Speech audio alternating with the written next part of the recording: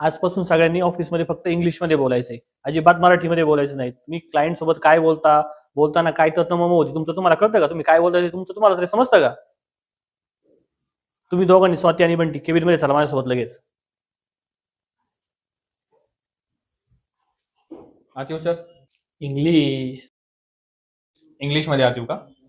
May I come on sir? हा कम या.